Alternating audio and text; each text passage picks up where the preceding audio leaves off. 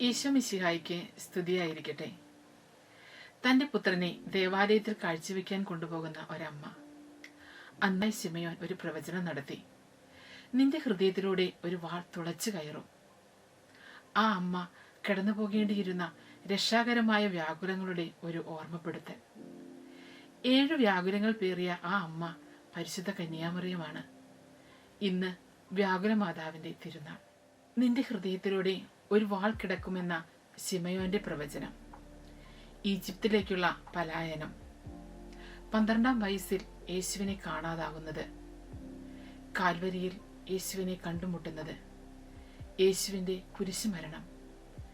ഈശോയുടെ മൃതദേഹം മാതാവിന്റെ മടിയിൽ കിടത്തുന്നത്.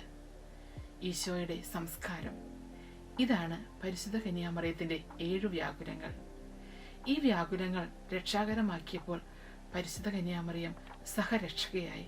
നമ്മുടെ അനുദിന ജീവിതത്തിലെ സഹനങ്ങൾ ദൈവിക വെളിപാടിന്റെ വെളിച്ചത്തിൽ കാണാൻ നമുക്ക് സാധിക്കുമ്പോൾ നമ്മുടെ ജീവിതവും അനുഗ്രഹദായകമാകും. ഒരുപക്ഷെ സഹനങ്ങളുടെ ഒറ്റയടി പാതകളിൽ നാം തനിച്ചായേക്കാം. അപ്പോഴെല്ലാം പരിഭവമില്ലാതെ ദൈവത്തെ നോക്കാൻ സാധിച്ചാൽ പരിശുദ്ധ അമ്മയെപ്പോലെ നമ്മുടെ ജീവിതവും കൃപ നിറഞ്ഞതാകും.